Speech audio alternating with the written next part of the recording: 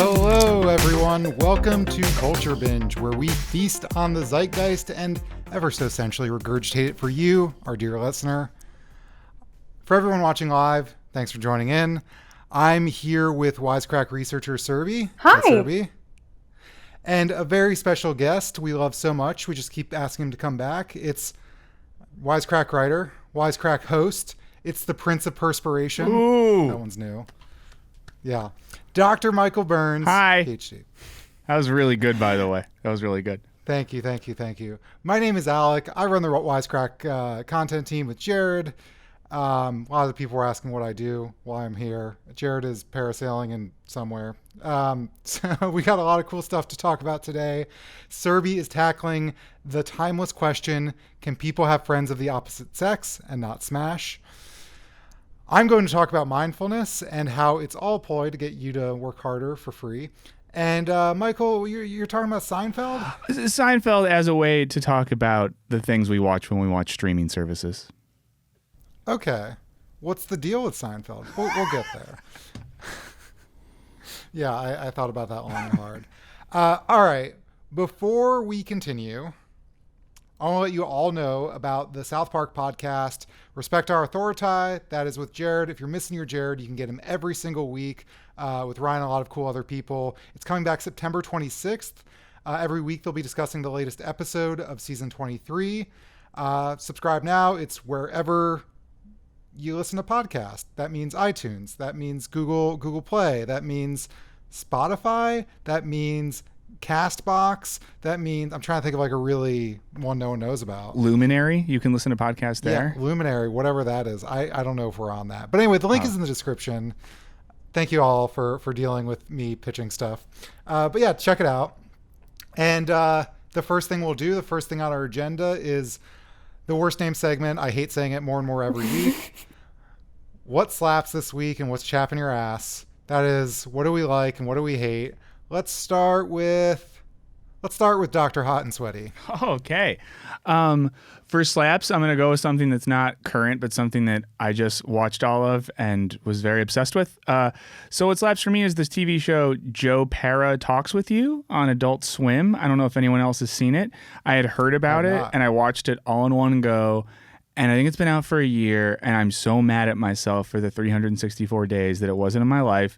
It's a show where comedian Joe Pera plays a version of himself he describes as a soft-handed choir teacher from the Upper Peninsula of Michigan. And I don't know how to describe it. It's kind of like a earnest, absurdist comedy show. It's good. You should watch it. And on YouTube, they have one episode up for free that's called Joe Reads the Church Announcements. Sounds fun. Yeah. And then what chaps is, okay, so you know the 16-ounce bottles of pop or soda or carbonated beverages, whatever we call them? You buy like a plastic one? Okay. Yeah, we call them soda. Soda, okay. Like Americans. Like Americans, great. We're here. I'm really mad at them. I bought one yesterday because I needed a little late afternoon pick-me-up. I think those are gross because it's plastic, so it doesn't keep the temperature right. And if it's hot out, you take 3 sips and the damn thing is hot and you just have warm soda. And I think there needs to be a better design for things like this. And who's actually finishing that? Because if you're finishing it, you're either chugging 16 ounces of soda or you're drinking like warm, corn syrupy Coke dregs. I just think it's a bad design and we should be able to do better as a society. So that's what chaps. Can you like pour it into a hydro flask or something? Yeah, but I think that's what you have to do, right? If you want a proper soda experience, you need a cup or something with ice in it that you pour it over. I think uniced soda is just gross. Why are we doing it? I don't know. It's disgusting. I like temperature extremes. Like when I drink something, I either want it really cold or really hot, like if it's tea. So something like lukewarm, like if I drank that, I would think that it was already in someone's mouth and then they poured it back into the bottle. They might. Who knows? Great. Serby, what about you? So what slaps is that I just finished watching The Patriot on Amazon Prime. Mm-hmm. And I really, it's so good. It's about this non-official cover spy guy, and he does all these shenanigans and he goes all over Europe to do different things. And I love it because it combines espionage with folk music. And I love spy stuff and I love folk music. But what kind of chaps is that I just found out it was canceled. So Aw. I'm like, what? 2 seasons? And it was highly rated. So I'm not sure why Amazon canceled it. But that was very sad. However, it still slaps because it was so good and it was really funny. It's like a dark comedy. And the Can we guy shout just did out- such a good job in it. I just want to shout out my friend Zev, who worked on that show and wrote on season 2. Really? Thanks, Zev. Yeah, he's a great guy. And Tell he was Zev that I sad love that the it got show. canceled too. It was really under the radar, but so good. It's so good and so funny. And there were like these like small moments that would just have me like with tears running down my face because it was so, so funny. Oh, I loved that show. Anyway, very sad. And what chaps, I have a little bit of a rant to go on, so bear with me. Love rants. So Forbes released a list of the 100 most innovative leaders in the United States. And out of And you weren't on 100 it. leaders, they only included one woman, Barbara Runtler, the CEO of Ross Stores. So out of all of the leaders, all of the CEOs, every incredible person, they only thought that one woman was innovative enough to make their list. A single woman. Forbes has acknowledged that they blew it and they gave the chief content officer gave this like really lame excuse saying that there are fewer women in leadership positions. That's not an excuse. Try harder. And I'm just appalled that this list made it through like all of the revisions, like during every brainstorming session. So since Forbes failed to highlight female innovators, I'll share a few. So Dr. Julie Lin Wong is an expert in 3D printing, robotics, and telemedicine. She designed a solar-powered 3D printer system so small that it can fit inside of a carry-on bag, which makes it possible for medical supplies to be printed in hard-to-reach areas around the world or even space. Felicia Kukuru is the CEO and co-founder of BInge, an app that has helped social workers approve foster and adoptive families for thousands of children. And Susan Wojcicki is the current CEO of YouTube and happens to be a co-founder of Google. So Forbes, do better. We are in 2019. We are not in the 1950s. Thanks, Serby. Real talk. I have a lot more petty things to talk about. So as far as my slaps, I'm cheating. One is just reiterating what Michael said a few weeks ago, which is I finally got to watch The Righteous Gemstones in A++. It's so good. I think I'm one episode behind. But also what I really want to shout out is I've been trying to listen to a lot more new music recently because I listen to the same music I've been listening to for a decade now. And I found someone sent me a channel called My Analog Journal where this guy just has two turntables and like picks a theme like 70s jazz from Japan and just does like a 30-minute like different tracks from different albums. He'll also do like Turkish singers or like groovy Arab jams from like the 1960s or something like that. So just like very weirdly specific, and I'm really into it. And also as someone who ashamedly loves those like lo-fi hip hop to study relax to things with like the relaxing person with a coffee and a cat. It's a real person, but it's like that similar vibe of just like a person drinking coffee, spinning vinyl. God, people are gonna hate me for that. Where do you find that? As far as chaps, I don't want to be too negative about this because I've only seen one episode and I'm willing to watch a few more. But I watched the first episode or one episode of Diagnosis, that show where people have mystery medical illnesses. I think the woman who's on it was the inspiration for or consulted on House. But anyway, the episode I watched, this guy he experiences deja vu and then his heart stops for 6 seconds. That's crazy. Why the fuck would that happen? So the whole episode, you think there's going to be some epiphany where it's like you got this rare disease plus this rare disease, which like interact in this crazy way that makes your heart stop. That doesn't happen. He goes to therapy because he had a traumatic childhood. And then like it's kind of linked to his stress. So if he's stressed out, it's more likely to happen. So he goes to therapy and reduces the amount of times it happens, and then it just ends. And I'm very happy that guy is like got his shit under control. But from a narrative perspective, I'm just mad that the mystery wasn't solved. So sound like you have bloodlust and you're mad that he's okay. Wait, Alec, if I could ask you that music thing you talked about, where is that? Maybe I missed it. It's on YouTube. YouTube? Sorry. Okay, cool. It's just my analog. Let me double check that. Make sure I'm not. Well, I just talking about imagine something else. myself and a host of listeners all heard that and was like, "Oh, it sounds good," and we want to find it. So Does he take requests? I don't know. I really don't. I've watched like 3 or 4 videos, and I've listened to the Japanese jazz from the 70s vinyl set awesome. several times. If you want to search for that, they're called coffee break sessions. But yeah, super cool. That's really cool. All right. So that's what I've got to complain about. For the first topic, Serby is talking about. What are you talking about, Serby? I'm talking about opposite sex friendships. So The premise of When Harry Met Sally? yes, exactly. So the Journal of Relationships Research recently published a study on the thoughts of people whose romantic partners have best friends of the opposite sex. So researchers found that the people who are engaged to be married view these friendships more negatively than married, single, or dating people. They also found that people who negatively view cross-sex best friendships are more likely to lash out at their partners rather than communicate constructively when they feel threatened by the best friend. So wait, what group is most likely to be pissed about their partner having a friend of the opposite sex? The engaged people. The engaged people. Interesting. So one of the reasons why that is that researchers hypothesize that when you're engaged, you're going through this significant period of change. So you're going from being a single person to a married person. There's also a lot of like family considerations. There's a wedding to plan. So in times of high stress, oftentimes anxiety spikes, which can maybe lead to jealousy.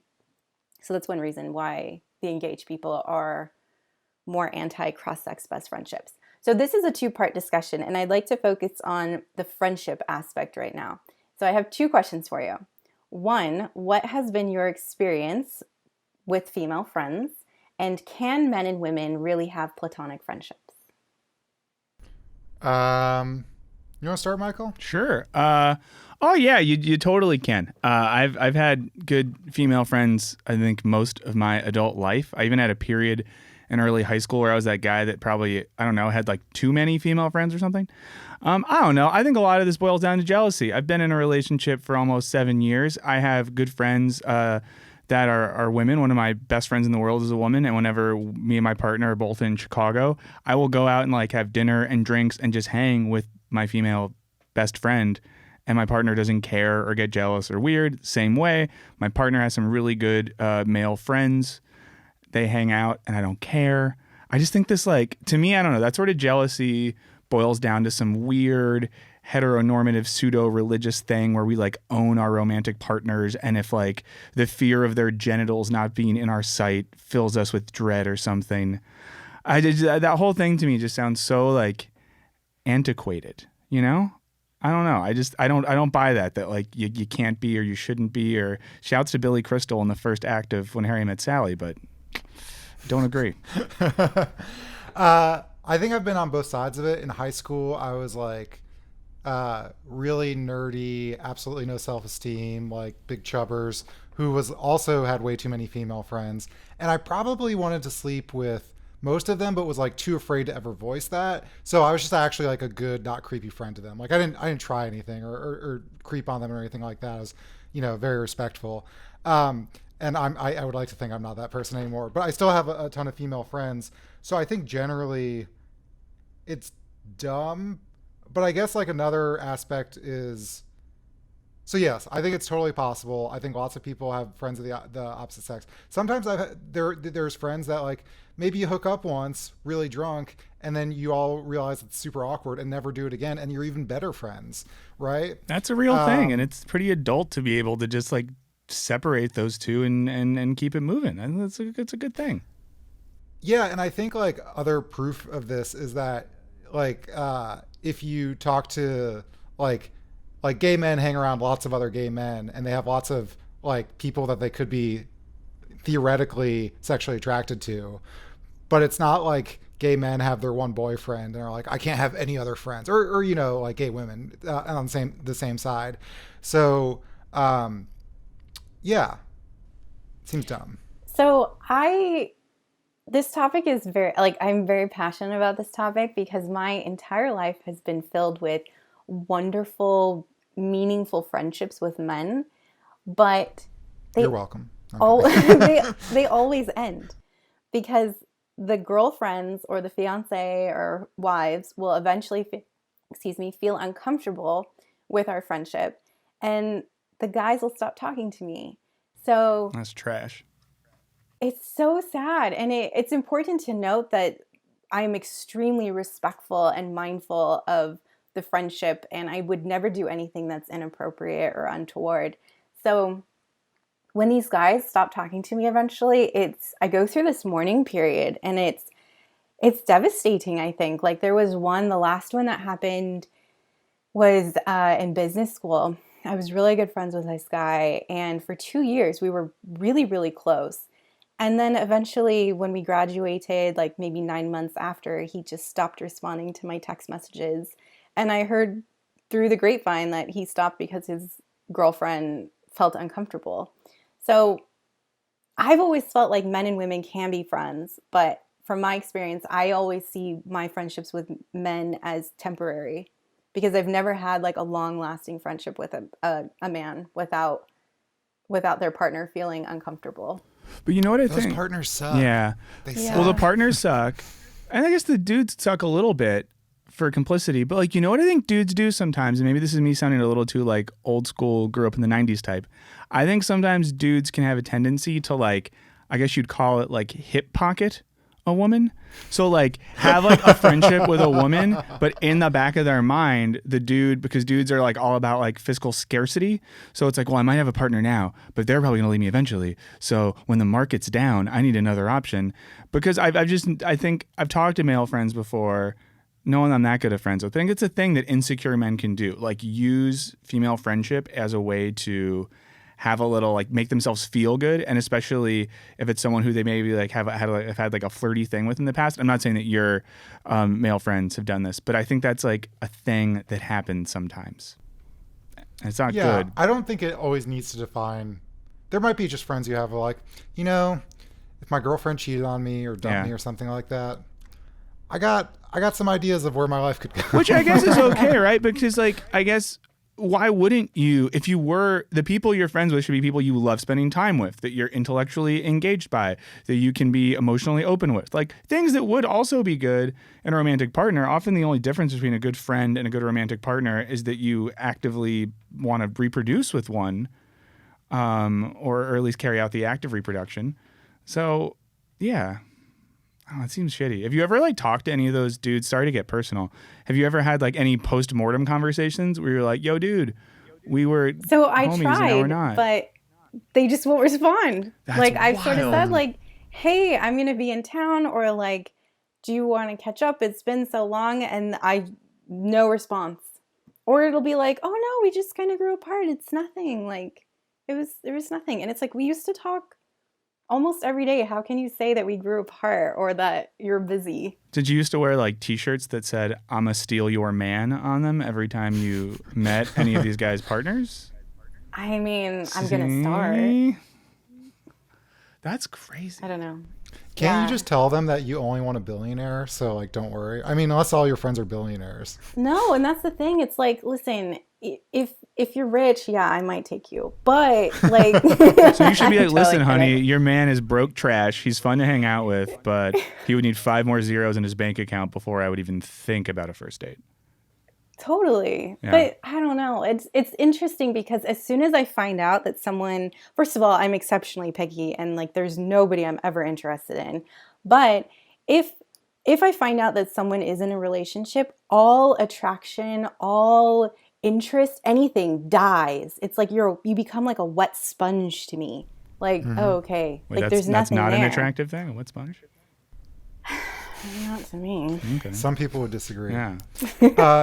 Sorry, Okay. was there a second part to this? Yes. So the Tell me second about part. the second part. Electra Gilchrist Petty, one of the researchers of the study, hypothesized that pop culture narratives often found in movies such as When Harry Met Sally, My Best Friend's Wedding, and Zack and Miri Make a Porno reinforce this idea that people should be on their guard when their partner has a cross-sex best friend. She said, Heteronormative assumptions have historically socialized us to consider men and women as romantic or sexual partners. Hence, individuals tend to have at least an understated assumption that the friendship between men and women can evolve into something more than a benign friendship. So, do you think that this is the cause? Like, are we socialized by media to feel uncomfortable or skeptical of cross-sex best friendships? I don't think it's just like, I think media is probably reflecting on something older, and I'm kind of talking out of my ass a little bit, but like you can imagine old social norms about like courting and women, that like really the only acceptable way, like in the days where if you were hanging out with a woman you needed a chaperone, right? Like that was a thing, right? Because the assumption was that you would start to smash, or that like it was even inappropriate to have these like cross-sex friendships. Like those all existed. So I imagine like when Harry Met Sally comes along and all these other movies, it's really just like that idea kind of erodes, and like, okay, we don't need chaperones, and like people can be friends. But so now it's not that it's sort of verboten, it's that, oh, it's risky. And to be like completely fair, yeah, like sometimes people either have a plan B, or they're like trying to get, they're trying to creep on their friend in a way to like under the cover of friendship. So that kind of stuff does happen. But I think like if you suspect your partner of being like that anyway, why would you be with them? I guess no one expects their partner cheating on them.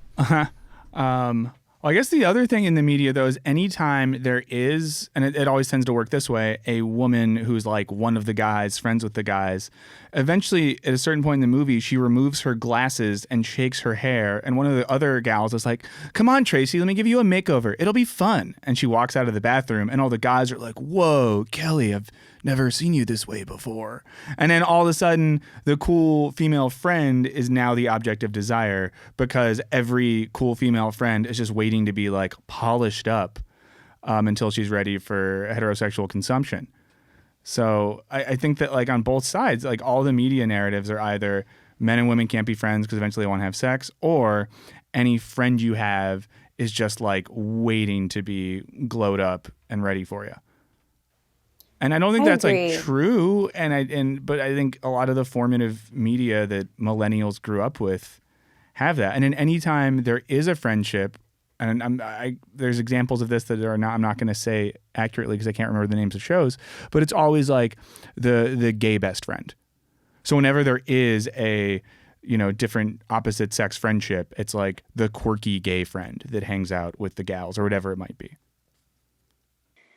I agree. I think that it's what you said about the formative media consumption. And I think we're all shaped by the media, like whether it impacts our body image or our self-esteem or our ideas of what a relationship should be like. I think that when millennials watch, or young people watch these television shows or these like teen dramas, and we see that men and women can't be friends without it turning into a sexual relationship, it impacts us.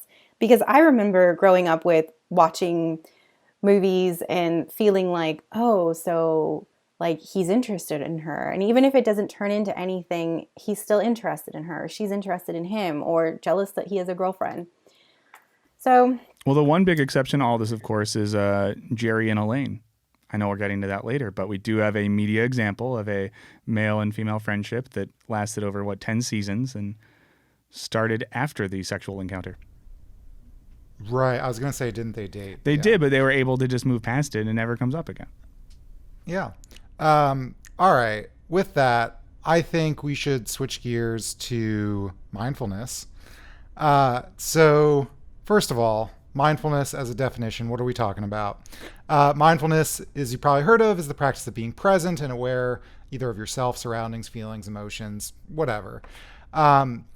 You can use mindfulness to talk yourself out of an anxious mood or kind of negativity. You can mindfully eat. That's when you like eat a Hershey's Kiss and pay attention to the texture of it and the taste and the way it feels on your tongue and all this.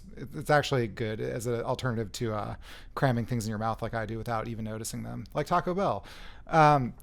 And there's also mindful meditation. I've actually sort of done some of them where you kind of pay attention to sort of different parts of your body, like focus on your toes. What do your legs feel like? What do you hear? So mindfulness as a practice, has become kind of a favorite of Silicon Valley as companies like Google teach their employees how to be mindful, to reduce their stress. Some of its biggest advocates are people like this guy named John Kabat-Zinn. He says not only will it help you deal with these sort of psychological problems, but that teaching people mindfulness will quote unquote revolutionize the world. As we become aware of our surroundings, we become more compassionate, he says. But before I go on, what is, if any, your experience with mindfulness or your opinion? I mean, anecdotally, I used to work at a university that tried to make us teach mindfulness and resilience skills to students. And I was the asshole at a meeting that found that problematic, because what I heard them saying was like, okay, we've created a shitty culture for education and there's a shitty world outside the culture of education where these kids' lives are fucked. But let's like teach them cool mental tricks so they're resilient enough to like not give up, which I found to be really shitty. And my experience of mindfulness in a professional context has often been like that. Like, here's the mental tool to deal with the fact that your immediate world is shitty without you questioning the conditions of the shittiness. Yeah, we're going to actually talk about that, Okay. but I want to see what Serby thinks first. So I'm a proponent of mindfulness, and I actually practice it. Awesome.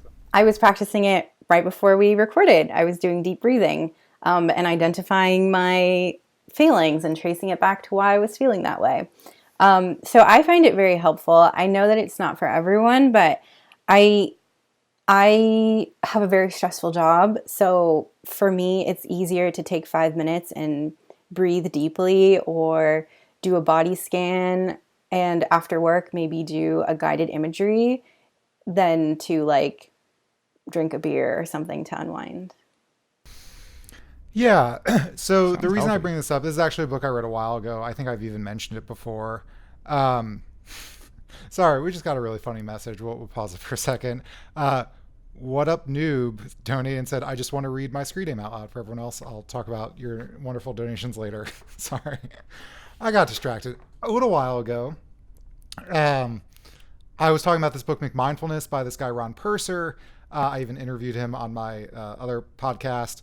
And the criticism of mindfulness, well, there's a few things going on. I think just to like establish what's going on, I think in general people agree it's pretty good for dealing with like stress and certain other cases, right? And that if you're a person with like anxiety and it helps you, like that's cool. At least I'm saying that. So I don't want to shit on those people. But I think the problem that he really identifies is exactly what Michael Burns is talking about, where it's like we've created this nightmare institution for stressing children out. But like, let's teach them these like mental gymnastics to cope with it. And so like so for him, especially in the context of Silicon Valley, it's creating these like utterly inhumane working conditions, right? You're working 16 hours a day. You have all these crazy deadlines. Maybe you're chronically understaffed and they're not gonna up the staff because budget money, so they're stressing you out. So they've created the system that is designed to screw over your mental health. But instead of fixing those things, like saying, hey, maybe we need to hire more people, hey, maybe we need to create a work-life balance or something like that, they'll sit you down in a seminar and say like, here's a breathing technique or something like that. So one of his big arguments is that it's kind of like a form of societal control.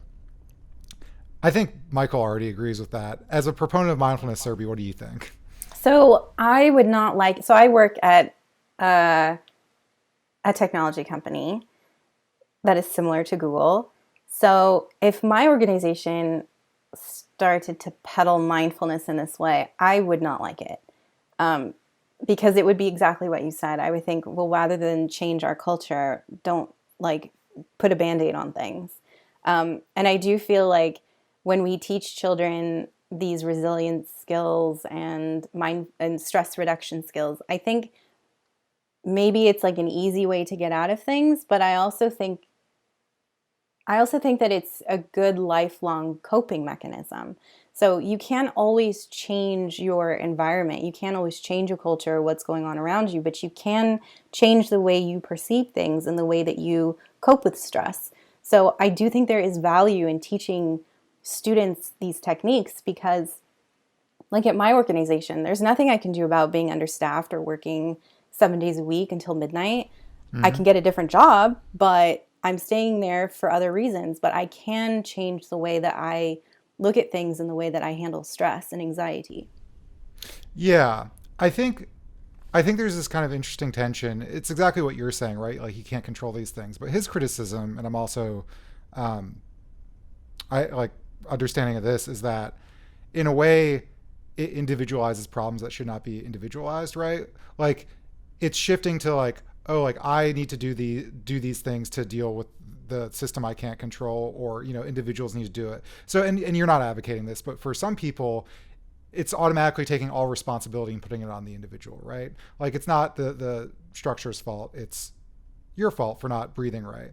But on the other end, I think he would also probably say, like, it's kind of a distraction because, and I'm not saying you could secretly change your work environment or something like that, but if you think about just society in general, like we could be thinking about all the ways that society is like stressing us out and destroying our mental health, but instead we're kind of distracted by like, oh, here's like a quick fix.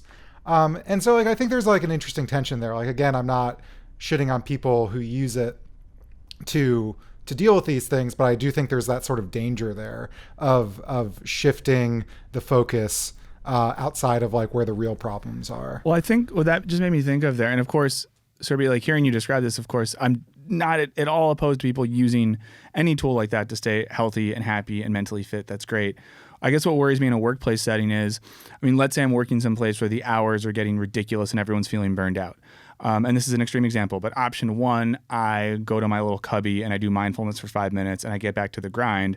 Option two, I talk with my coworkers. We realize we're all feeling that way, and maybe we like link up with a union or something like that, or do something. I know this is extreme, but like often, like there's collective responses to workplace conditions beyond sort of interpersonally dealing with stuff, and that would be, and this is an extreme fear, but a fear that like the internalization of coping mechanisms guides us away from collective responses to those things. And I guess like the related thing there is just, anytime it becomes like commodified, because I think like therapy is awesome and psychoanalysis is awesome and stuff like mindfulness is great.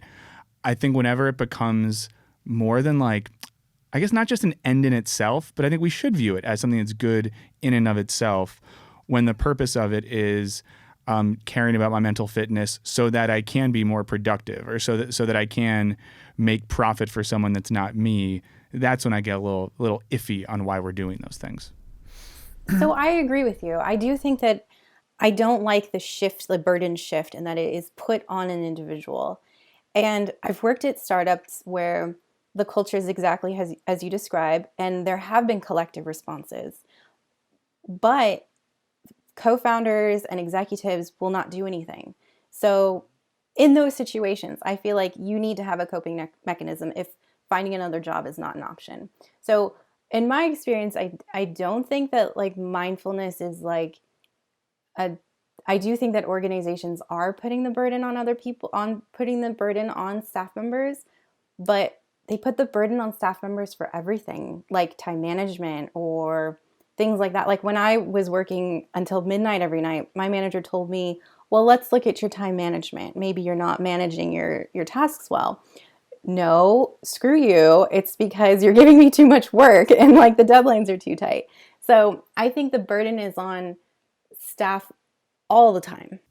Yeah, I mean, it sounds like a situation where a plane crashes and the pilot's like, well, the person in 22C was using their phone, so whose fault is it really? So there's another sort of interesting component of Ron Purser's argument, which is he's got a kind of strange background. He's a professor of management who's like writing this book about how Silicon Valley is screwing everyone over. But he also is a practitioner of, I think, Zen meditation or Zen Buddhism. And another part of his argument is that a big part of the way mindfulness came to America was that it was secularized. People like John Kabat-Zinn said, this isn't a religious thing. Like, we sort of like take the wisdom from Buddhism and take away all the religious parts, and boom, here's a tool to manage your stress and anxiety. And also appealing to me, right? Because, I'm not a Buddhist. I respect Buddhism, but whatever. Like, I don't want to necessarily be a part of that. But an interesting part of it is that mindfulness in Buddhism is just kind of one component of like all these different sort of rules and teachings and wisdom. And part of those other teachings are like ethical concerns, right? So it's like, how does being mindful and meditation, how does that play into this like larger ethical framework? And by taking away the religious part, people have completely sort of stripped that away. So Ron Purser, what I find are horrifically hilarious examples of the way that like mindfulness can go wrong. And it's only worth bringing up because people like John Kabat-Zinn saying by making people mindful, they'll be more compassionate and there will be a better world, is that not mindfulness per se, but high-ranking members of like the Nazi command would go on meditation retreats. I think it was Hermann Goering, but I could be wrong about the specific figure. But yeah, they would go on Nazi meditation retreats. Or Anders Breivik, the terrorist who shot a bunch of people, I think in his manifesto was talking about how meditation sort of gave him the willpower to like kill all these people. So I think it just speaks to like, again, I'm not saying you're going to meditate and then kill a bunch of people, but I think making claims about it being able to change the world without realizing how that can get super tricky super fast is deeply troubling. So do you think we should have mandatory background checks before you can meditate? Yeah. Oh boy. And then yeah, go ahead. I think that it is extreme to say that it will change the world. I think that it can change somebody's life in a more positive way. Yeah, but your take on this is negative. very reasonable, just to be clear, Sylvia. Like everything you're saying is like, yeah, like using it as a mechanism to deal with shitty stuff in your day to day and keeping it on top of your own emotional life. Awesome. I think when it becomes a weird revolutionary quasi religious thing is where the iffiness comes in. And I think too, I like agree. a lot of this stuff in like corporate and startup culture, there are all these like cultish things happening, whether it's like mindfulness or fitness or like how you eat. Like I was working at a place at one point where everyone was like, oh, are you doing keto? We're all doing keto. It's so good. You got to do keto for our productivity. Keto. And like you ate bread and they looked at you like you were just like selling a child. But but I think there's something about contemporary work culture and startup culture in particular. It's always looking for what's the dominating quasi-spiritual or health-focused ideology we can use to like both justify what we're doing and be the ubermensch while we're doing it. It's like a superficial care and interest they take in their staff members. Like it's like when they say, "Oh, we have like beds and showers and catering and dry cleaning on site to help you." No, you're not helping me. You're doing it so this way I can't ever leave. Like I can't say I need to pick up my dry cleaning or I need to go to the dentist. I had a friend who worked at this huge pharma company and they had a dentist, a hairdresser, a doctor, a nurse on site. So you never so leave. She could never say I have a doctor's appointment. I have a dentist. They're right there. Mm. So for me, I don't know. I feel like maybe I'm so jaded that now it's like I just assume that no organization really cares about you. Like everybody is out to like squeeze you. So them weaponizing mindfulness in this way doesn't surprise me. I also think it just plays into the Silicon Valley dogma of we're kind of holier than thou and sort of know what's best. And like part of this facade is because we're mindful, we're so empathetic, like we really know how to listen to people. But like they don't, they know how to. It's mindful of like, did you do your breathing exercise? But you're like, hey, can you stop being understaffed? Like, oh, actually, no. The last thing I'll just say, and we can move on to the next one, is the last part about the trickiness of mindfulness is, so there's a lot of science about research about what mindfulness does. And I think I'm not a psychologist or doing these studies, but when it comes to like stress, anxiety, and I think some of the more base things, there's research about it. And Ron Purser makes claims that a lot of the research is not that great or has problems with it, like low amounts, or the people conducting the study are themselves mindful practitioners. So that might be a sort of conflict of interest. But I don't think anyone is trying to say they don't work. But what happens is, because marketing gets involved, right? Not marketing, but like bad science journalism as well, where there is less robust science that's saying mindfulness can do all these other things that there is no evidence to do. And there's even, I don't know if this information is up to date, but of all the different like mindfulness apps out there, only one has sort of been studied. And even that study was like incredibly small. So, if mindfulness works, does mindfulness work on an app, is up for debate. And I'd love for people to study that, but companies are making claims without sort of backing them up scientifically. And people might have figured out right now I really hate pseudoscience. Couldn't tell. What Up Noob also said mindfulness made me keto through Mercury retrograde. But see, and that makes sense. That right there makes sense because it all adds up. Because you got to think about the flat Earth. Anyway, that's the last thing I'll say on that. Let's talk about Seinfeld. Yeah, you all have such like interesting, I think, sociologically significant topics. This seems so minor, but that's fine. We did all the heady stuff, so we can talk about nothing. So Seinfeld. The big thing that came out this week is that Netflix made a play to acquire the rights to stream Seinfeld for 5 years. They started in 2021. They didn't, because Netflix doesn't publish their numbers, but by all accounts, they paid over $500 million. So we're talking 500 million plus for the rights to this. One of the reasons that Netflix is seen to be doing this is because they are losing streaming rights to The Office and Friends, two of the comedies that are two of their biggest performers. Up until this point, Seinfeld has been on Hulu in America, and it's on Amazon and most of the rest of the world.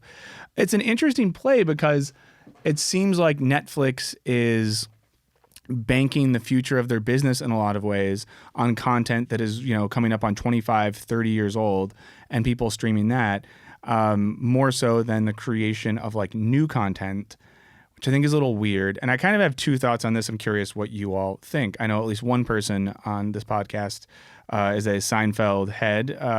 Sarah, what's your relationship with Seinfeld? For the term sign head? No, sorry. Do you have a relationship with Seinfeld? I watched Seinfeld growing up, and I did enjoy it. I haven't seen it like since I was maybe like 20. Yeah. But I am a fan of Larry David and of the show. Yeah. Well, I guess like my two thoughts on this are, what does it say about streaming that we're, revolutionizing entertainment and content and media by offering a multitude of digital platforms for the creation of all types of new content, when the most important thing for these companies is acquiring the rights to sitcoms, the newest of which are like 10 years old, most of which are like 20, 25 years old. To me, that seems weird as a business model, and it seems weird about what it says, like culturally, about what we want to consume. The other thing I'm really curious about is the idea that like Seinfeld would compete with The Office and Friends.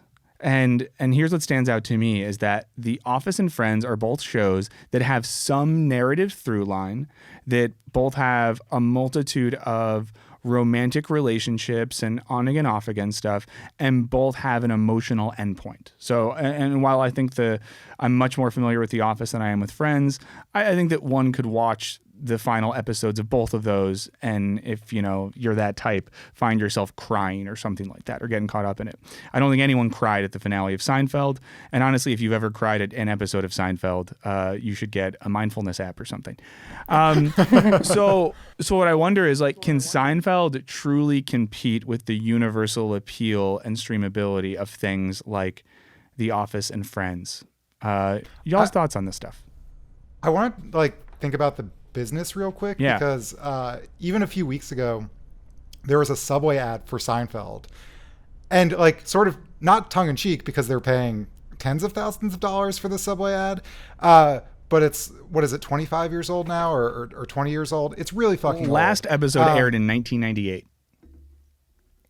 Right. So if you were born when that show came out, you're drinking this year. Oh, when that show ended, sorry. The point is, there was an ad advertising tune into whatever it was, Pix 11 for to watch episodes of Seinfeld, which to me was a bizarre thing. But I guess it works. But I guess my question is like, is this kind of new? Because back when I had cable, or like as a kid, the day was always filled up with syndicated reruns of stuff, right? And that's like how I was introduced to Seinfeld, is during the day, get home from school, Seinfeld is on, or all these other shows, Star Trek The Next Generation. And cable is still like this, right? So is the business model that the daytime programming, and maybe the advertisement rates are cheaper then, but they're still raking a ton of money from Seinfeld reruns. And then at night they have their sort of original programming. But if you think about it from a time perspective, the like 4 hours on Monday that NBC has, their new block of shows. And I hope you can't date the last time I watched TV was, but that's what I remember being like, that's like a tiny percentage. So like, is this actually that new? Is it that, let's start there. Well, I mean, I wonder if it's new in terms of money. Like, I don't know how much it cost a local syndicate to pay for the right to air, like Everybody Loves Raymond and Seinfeld and The King of Queens and all those other classics. I think what stands out to me is the massive investment and almost the like streaming wars we're having now over who has access to this stuff. But I totally see what you're saying, Alec, that I guess we always need either our like dumb afternoon shows or our lazy late night shows or whatever it is. Whereas I think initially streaming felt like everything was trying to be primetime television. So that makes sense. And I guess just following that then, and I guess this is maybe for another, our next point of conversation. But then my question would just be, can Seinfeld do as well as some of these other shows have on streaming networks as being the kind of streamable, bingeable dumb shows? I think so. I think that I think a lot of the concepts in Seinfeld have filtered into like mainstream culture, like a lot of like a low talker or man hands and like things like that. I think that it's quite timeless, some of the things that they discuss. And when you said something about like before, when streaming first came out, every show wanted to be primetime. I think there is a shift in the way people stream. There is more of like passive consumption where people will put something on, watch it in the background. Whereas before, I think when Netflix first came out, people were like, oh, House of Cards, like, let me sit down and watch this. Now they have more options for people. Yeah, but I guess it made me think of this when you brought up the man hands thing. I wonder too, like how well Seinfeld is going to continue to age with, what are the ones called that are younger than millennials? Do we have a name for them? Generation Z. Whatever. Or Zoomers, as I like to call them. Ugh. Get a job, kids. But no, I wonder, like, Seinfeld is a show about a bunch of upper middle class white people in New York in the 90s. And I just wonder how well that's, I mean, I know I will always like Seinfeld, but I wonder someone more engaged and young and cool and woke and worldly than myself, if they see like the man hands thing and they're just like, that is offensive. See, I think Seinfeld, it was sort of on and I never really enjoyed watching it, but I kind of aged into it as I became a cranky old Jew who lives in New York. Target audience. Like, there's just some episodes that speak to like my basic existence. Like, I think George stays at a job because he's got a private bathroom that he doesn't have to share with anyone. Like, I would stay at a job if it had a really good bathroom. Currently, I work from home, so I've got the best seat in the house. So you think the Zoomers will age into this? They'll age. I mean, if they're anything like me, they'll age into being cantankerous people who don't want to share bathrooms. And so, like, there's a lot of stuff there. And I think when you watch older stuff, I mean, there's some stuff that's so egregious, you're like, ugh. But, like, there's some jokes in Seinfeld, I'm like, oh, that doesn't age well. But, like, I don't give that much of a shit because I'm kind of going to give it a pass because it's 20 years old. Yeah. And it's fine. Yeah. I think my only other thought on this, and I was just thinking about this earlier this morning, with spending over $500 million on this, I think 2 sleeper shows, and if you all have a take on this, I'd be very curious. I'm curious what other shows you can think of that would be worth a ton of money for a streaming service to acquire that people could watch over and over for years. I have 2 I'm going to throw out. One, I imagine at least one of you is going to hate, but whatever. It's The Simpsons. No. Okay, 1, Scrubs. I think Scrubs has become wildly underrated. I think it holds up really well. It's very funny. It has good storylines, all that sort of stuff. Recently, Shea Serrano wrote a piece on The Ringer about just one scene from Scrubs and how brilliant it is, and I think that's turning some people back onto it. I think that's on Hulu right now. I think Scrubs should be on that pantheon. I also think, rather than Friends in The Office, I would rather watch How I Met Your Mother. I think it holds up really well as a bingeable, streamable, dumb show that hits a lot of those notes without taking itself too seriously. And I could see that continuing to like grow into something, even though the Neil Patrick Harris character is kind of date rapey. Serby? I think that Veep and maybe Curb Your Enthusiasm, I think are quite funny, that like you Curb could holds watch up. and feel like it was light. Yes. Two properties that HBO has the lock on, but yes. Not because I like it, but I do think The Simpsons, and I'm not shitting on earlier Simpsons, but I just never got into it. I watched it a lot as a kid and didn't understand most of the jokes, and now I don't want to invest in 28 seasons of my life or whatever the fuck number they're at. But the one that I do think will age well. I don't know. I've had a desire to rewatch all of Silicon Valley instead of The Office, and it's one of my favorite shows. And something about it is, in the same way The Office is kind of just like calming and like allows me to go to sleep at night. I tried watching Parks and Rec the last few nights instead of The Office. I love it as much, but it's not as good at that. I feel like Silicon Valley is good at that. It's a good call. On a related note, has anyone read the Thomas Middleditch interview that came out this week? No, tell me about that. Everyone should look this up. I'll just say really quickly, Thomas Middleditch did a 20 questions interview with Playboy.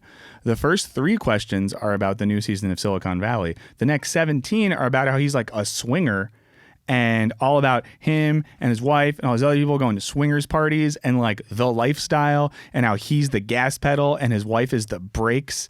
And it's so weird, and personally I think it's so slimy because the takeaway is kind of like, listen, I'm Middleditch and I need to fuck. And he's the one that's in the Verizon commercials, the really nerdy guy. Yeah. The nerdy thing is a great juxtaposition. Yeah, the nerdy swinger is just wild. So I would just say, if someone needs a fun read, if you just Google like Middleditch interview, I guarantee you it'll come up. This guy literally fucks. He really does. It like all adds up. There was one time I was on Coffee Meets Bagel, and you know the little Asian guy who's on Silicon Valley? Oh, yeah. That guy, yeah. John we matched. Like I saw him and I was like, it's Jin Yang, and so I like swiped right on him, and we couldn't meet up for whatever reason. He was like traveling or filming or something. But I was like, I'm not attracted to him, but I just kind of want to go out on a date with Jin Yang. So you're saying you would have gone on a date to develop an opposite sex friendship with him? Absolutely. Okay. That's what I was hoping for. Because he seems really funny in real life. Like, he just seems like a really funny kind of guy. He's a funny stand-up. Funny guy. I think he's from Queens originally. Or not originally, but I think he's like emigrated to Queens. And has a funny New York vibe about him. I thought he'd be fun to hang out with. Yeah. And not because he's like a celebrity or anything like that. Like, that sure. You saw dollar signs. You immediately Googled Silicon Valley supporting cast pay per episode. Not rich enough for me. Cool. Well, I think we should get into voicemails, mailbag, and also I got some donations to shout out. Sorry if I wasn't able to mention these in the stream, but the dude abides as always. Love this guy. What the dude would say? He said, "I'm with Alec, gone from lo-fi hip hop to 80s Tokyo city pop to electro jazz to dark. I want to know what dark country is. Now on Eric Idles. Always look on the bright side of life. Thanks, dude abides. Also, we got General Macaba. Thanks for donating. And Antoine Dion, who, let me read this real quick, works for a company that sells psychological support to other companies and universities with the intent to reduce absenteeism. He or she answers 10 to 15 calls or chat from worker and students from all across North America and some other country in the world as well a day. Thought there was another message here. Anyway, thank you for those donations. All right, if anyone wants to leave us a voicemail, the number is 1-213-534-8807. And if anyone would like to email us, the email is culturebinge@wisecrack.co. We read all of them, even if we don't read them on the show because we don't have enough time. But I think we have a voicemail to listen to first. We do. From Guido. From We want to Guido. put that on. Great. Here it is. Hi, this is Guido calling from Houston. I just wanted to talk about real quick about this segment you guys did on late bloomers. It really touched me personally because when I was 18, right out of high school, I did not know what I wanted to do, so I went into retail like most people do. And I actually ended up doing really well. Within about 5 years from me starting, I already had my own store. I was the manager of a store. I moved up pretty quickly. I was getting ready to become a district manager around age 26, and that's when I realized that I wasn't happy with what I was doing. So I went back to school, got a degree in communications, and of course I ended up in advertising, which was difficult at first because it was a brand new industry to break into, but I was always happier as a struggling copywriter than I ever was as a successful store manager in retail. A few years later, I am finally found a great job. I have done a lot of pieces for Walmart and McDonald's. It has been super, super fulfilling. So thank you for touching on that. I know that I'm not the latest of bloomer because I was only about 26, 27 when I realized what I wanted to do with my life. Wait, that's what you want me to do, right? Thanks for that email. Yeah, no. People send us very long voicemails. If we keep it to like 60 seconds, 70 seconds, 80 seconds, but this voicemail is great. Love to hear stories like that. Serby. That's so nice. And I think that's like blooming late is not something we talk about enough. Like we have so much pressure. And so it's nice to hear somebody who like did well and realized that they weren't like super happy and then they did something different. And I think not everybody figures it out early enough. I'm still figuring it out, and that's okay. I don't think you should feel bad about yourself. I think there's this like tendency that if you don't have it figured out at an early age, you can feel kind of depressed and like bad about yourself, and you shouldn't, because life is long and you could have like multiple career changes. And this is why ABC made the hit show The Rookie for late bloomers out there, where Nathan Fillion plays someone in his 40s just becoming an LAPD police officer. So if you need inspiration, for a late bloomer show, just watch The Rookie this fall on ABC. Wasn't there another like a 40-year-old intern? Like, was Robert De Niro the intern? Well, he was the intern and he was old, but then there was also another time Vince Vaughn and Owen Wilson were interns at Google, in the documentary The Internship, which was thrilling. It's never too late. Yeah. All right, so let's get into the emails. I realized I didn't send these to Michael, so I'll read them. But the first one's an email from Marcus.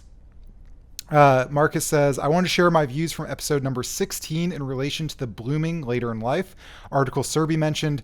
As a Swede, I heard my thoughts were especially requested.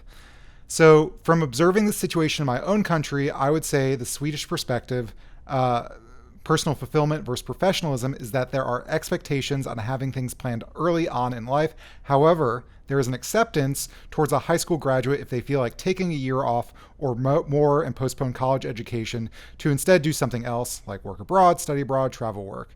I cannot say what initially started this, but what made my choice easier to take a year off to live in Beijing was the fact that other students had also had thoughts on having some gap years. I don't think it's necessarily about the country itself. Rather, I think it comes down to how the network you surround yourself thinks. So with that in mind, I would love to hear you guys discuss how, if possible, countries could be able to sway public opinion in the matter of professionalism and personal fulfillments. Thanks for entertaining episodes. Marcus the Swede. Hi, Marcus the Swede. Are we supposed to respond to that? Oh, go ahead. Can you read the question again, please? How countries can like sway public opinion about the sort of professionalism and personal fulfillment thing. I just have a quick thought, which is in the US, it's also, I think, common, especially for kids with a little bit more money, to take a gap year. But if anything, it's just become like a weird mandate to put on your Yale application, right? Like it makes you, I'm going to go to Beijing, so it looks more appealing on my application.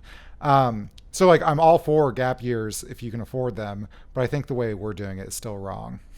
Yeah, I mean, I think a lot of it just boils down to simply making life more affordable. No, you know what I mean? Like, I think if our society had more mechanisms by which you didn't have to like go right into college or right into a job, and there was some form of like social, financial safety net that encouraged more freedom and placed an emphasis on freedom and exploring one's interests, then I think that would be good and could lead to some sort of societal shift.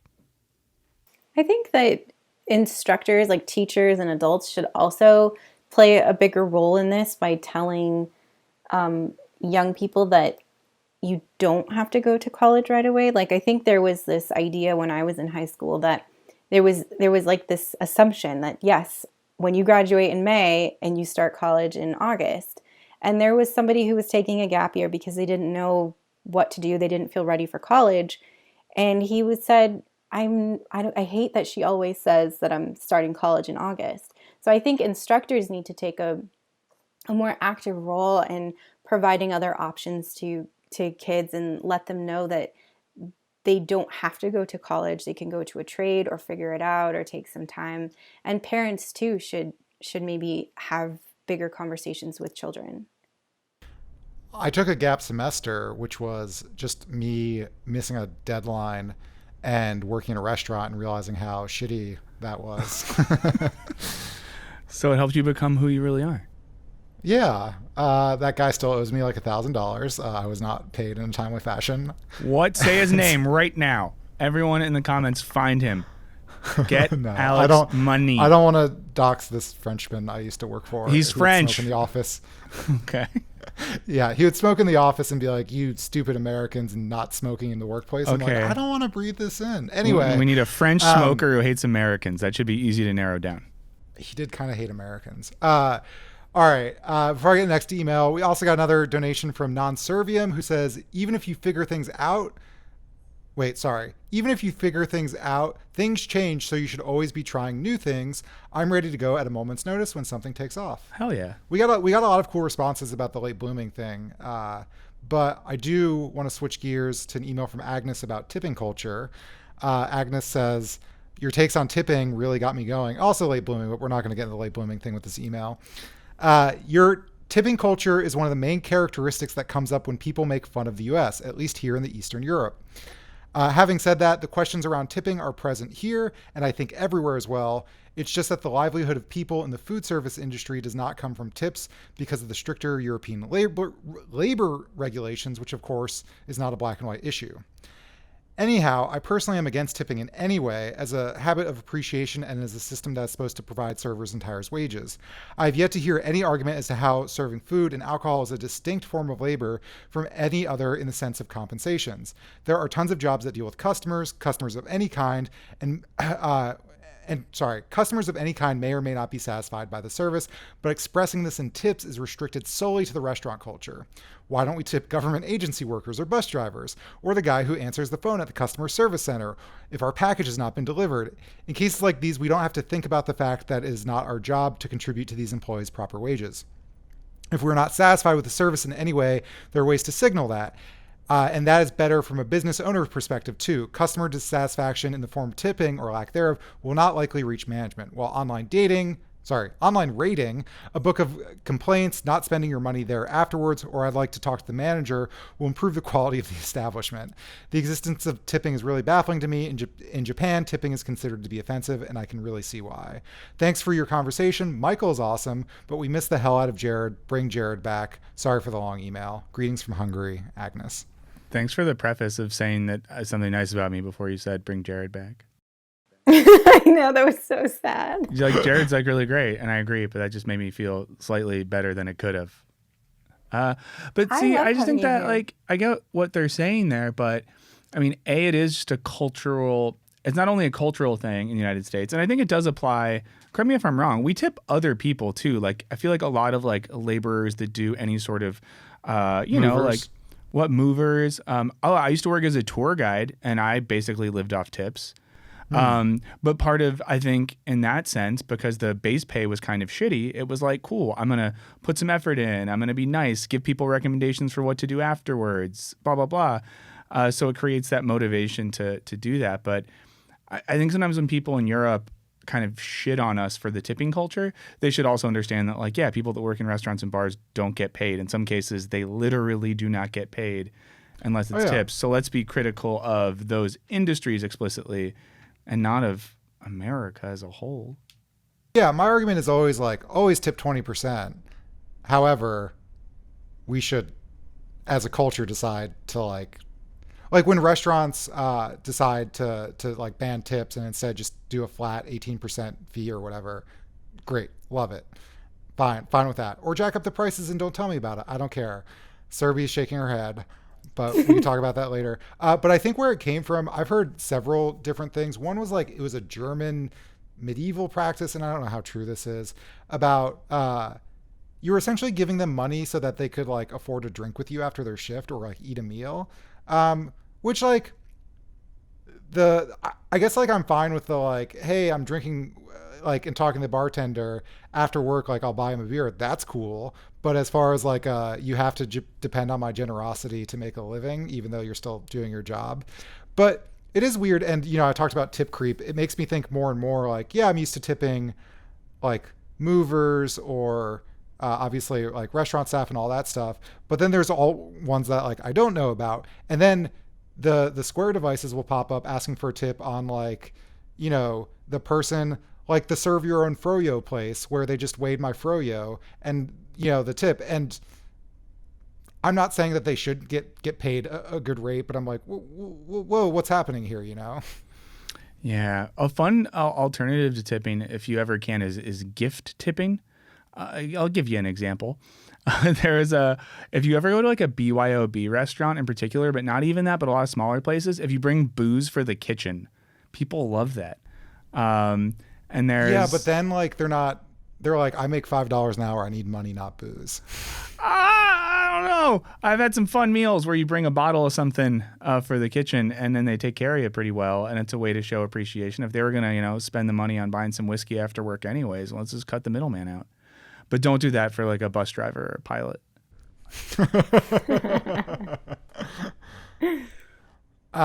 Serbi, any thoughts before we move on to the next one?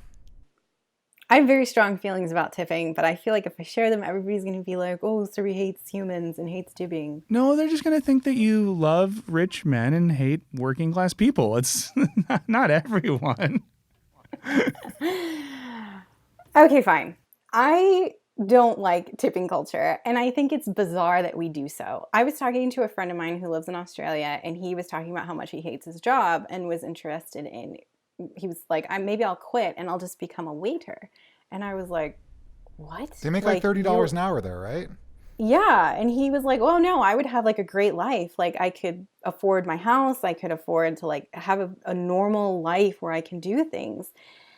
And that was bizarre to me. And I told him that in the States, like you would have to have like 2-3 jobs maybe, or, you know, maybe you'd have to work like 7 days a week. And he talked about how in Australia and in Europe, it's not like that. So I think it's shitty that we don't pay servers well. The other thing is that I hate that there's this expectation and there's this entitlement that you have to tip. For example, when I go get my hair done, so I have to pay like $85 for my haircut, and then I'm expected to tip her 20%. Like, I don't understand, like, why do we have to tip people? Like, if that's your job, and she is the proprietor. And what I've decided is that I will no longer tip the proprietor because you get a cut off of all the profits. So why should I tip you? There's technically something in old school tipping culture that you never tip the owner, and it's like passe to do so. However, not every owner knows that and will still be mad at you if you don't tip them. Yeah. So I stopped tipping the lady who threads my eyebrows, and she was not very happy. And it's been 2 years and I still don't tip her. And I'm like, no, chick, you own 3 shops. I know how much money you make. I know where you live. You live in like a huge mansion. Whoa, like, what is my how do you know where she lives? Did you track down this person's real estate data to be sure of this? No, she was telling me. Oh, so when you go to a restaurant, you're not just like, what's your address? I'm going to Zillow it to see if you're worthy of tips. No, she was telling me like, oh, I just moved into this house in this neighborhood or whatever. And I'm like, Oh, wow. But see, Like, I just could that's an never expensive not tip area. someone who was performing a service on me or for me that was significant. Like if I had a car, I would feel like if I didn't tip, they were going to like leave a brake thing unfinished and I would die in a horrific accident. If I was getting a beard trim or something, I would just think like, if I don't tip you, you might do a shitty job. So I'd rather just tip you. I still tip, but I do so unhappily. So you give the money and saying like, I don't want to give this to you and I don't feel good about it, but take the money. Yeah, like restaurants, I understand that they don't make much money. They survive on tips. Like I tip at restaurants. But when I go to like a self-serve froyo place and the little thing turns around, I will hit 0. Like you didn't do anything. I mean, I get it that you're like cleaning up the shop and stuff, but you didn't, what service did you provide me other than keeping an establishment clean, which is a normal aspect of your role because of health standards. Like that, I don't feel like you went above and beyond or did anything. And even serving my food, like you literally brought it from the kitchen to the plate. Like you didn't do anything for me. You better hope now restaurant I'm just workers. coming off like Can we so do a mean. special You 3-hour kinda live are. I mean- stream where we just talk with Survey about tipping and just keep listing different things? I could listen to this for days. Yeah, as someone who worked in restaurants, it's incredibly difficult work, and like I think waiters should get paid lots of money, but at the same time, there's other incredibly hard. Like I've heard stories about people who work in retail who get screened by customers all day. So I'm kind of like, when I was, in high school and in college or before college, waiting tables, I was fucking making bank, like in cash, walking away with like $100 a night for like, I was making $20-$30 an hour, which is awesome for a person who doesn't, have a college degree and doesn't have bills to pay. So it was awesome. However, in retrospect, I hear like there's a subreddit about it's like nightmares from retail or horrors from it's just horror stories about working in retail. Those people get screamed at all day. They like have to help people find the thing, and then the people still scream at them. And I'm just like, why do I deserve that $20 or $30 or even $40 an hour like on a good day, and like they don't. So yes, I don't get mad when I have to tip, except when tips start creeping up everywhere, and I just wish they would charge me more. Like a haircut, just charge me more money, right? Like I'm gonna tip you $5 or $10, just charge me $5 or $10 more and put it in your pocket. Yes, I agree. Like I think it's I think it's like the idea of like, so like now I have to like build that into like the cost. Like I don't know. It really upsets me. And I will say that I'm very kind to people. I'm very It sounds like it, yeah. So if somebody Bitch, I is know where you serving me- live, but here's $3. I'm kind. I'm really nice to everybody. I don't like the tipping culture. I Well, like just how it is in think Europe. of it as everything like- is built into the cost. Yeah, you know what's also great in Europe? Service. Oh wait, it's not. It's not, no. But I don't expect it. Like I would rather have somebody just like give me my food and walk away than have somebody give me my food and walk away, still be rude to me, but still be expected to tip 20%. This is the last thing I'll say before we go on the last email. Also about tipping culture, is it's so amazing. In New York, every server is a dick. And like they do their job extremely well. Like they're faster. They like remember your order and don't fuck it up. Like it's just like smooth, efficient service, but there's like no frills to it. They're just like, what do you want? Okay, thank you, bye. But like you go to the South and they're like, hey, how are you? Like, let's talk about the weather and all this shit. And I think I prefer the cold New York method. Anyway. LA's in the middle. It's very like performative and people say nice stuff, but it's fake and they're just working on lines for their audition in the back, but they're like chatty and nice. Yeah. Anyway, the last email is from Alan, who is talking about delivery services. Alan just wanted to share another perspective on delivery services. I live in a third world country. The traffic in my city is one of the worst in the entire world, and I find these services to be incredibly useful both to the users and the restaurants. I agree there are some downsides, but we should see the benefits services like this provide. Number one, it's cheaper. Getting delivery saves you time, gas, parking, and most importantly, drinks, which typically make up around 30% of the total. And the delivery fee is like $1.50 USD. Definitely understand that. LA, you gotta pay the valet person. God, I hate LA. Anyway, while it might be an unfair system with delivery people, the service makes it possible for many small restaurants to compete with big chains with minimal investment. Then, sadly, in some countries, it's not always safe to walk or even drive, especially at certain hours or specific places. And finally, they're a great way to help people avoid drinking and driving. So, yay. Loving the podcast. My favorite one so far, Alan. Huh. Interesting. Some good points there. The drinking and driving thing I don't get as much, but where Alan is from, maybe there's different like cultural differences on stuff like that. Because I don't get delivery booze. Well, you go out to eat and you drink and then you drive home. I guess. I don't drive, so it doesn't really apply. Yeah, but with all that, I just think the one thing I still think about is this, the drivers and all this. So when we're like, oh, where I live is really dangerous, so I don't have to leave the house, my one thought is still, well, the driver still has to be cruising around with money on hand probably in this dangerous city. So that's what I would worry about in that context. You know, I thought this was a really sweet email, and now you're just ruining it for me, Mike. No, it is really sweet. I like it. I'm just thinking about it from the other side of things. Alan, you're great. I'm sorry. I didn't mean that to be negative at all. It's an interesting take on all of this. I'm sorry. I'm never coming back. We'll get Jared back in here. I'll never be here again. I'll never have to see my damn face or hear my fucking voice. No, stay forever. I really like this email because it reminded me of when I lived in South Side Chicago, which is not a very safe area. And there were times where I wanted to eat something, but I didn't feel comfortable walking out alone because I was afraid of like getting killed. And I ordered food, and it was nice to be able to like go down and like get my food and feel safe. And from my experience, the delivery drivers they seemed more equipped to like handle any sort of like uncomfortable encounters. So I liked it. I thought it was nice and it reminded me. So thank you for writing in and providing your perspective. The one part of tipping culture I'll stand by is giving the delivery guy extra money when it's raining because you're being a lazy asshole and don't want to get wet. They deserve extra money. So I always 100%. tip the delivery driver very well. Yeah. Anyway, thank you so much for tuning in, everyone live, everyone listening. We love you all. My name is Alec. I'm on Twitter at Wisecrack Alec. Michael is on Twitter at Michael O'Burns. We got it. That's the one. And Surrey, what's Surrey something? Surrey Patel 22 on Tweet Twitter. Me and we can be friends. Tweet her. Yeah. So thank you all much. We'll see you next week, I think, or we might be off. We'll figure that out later.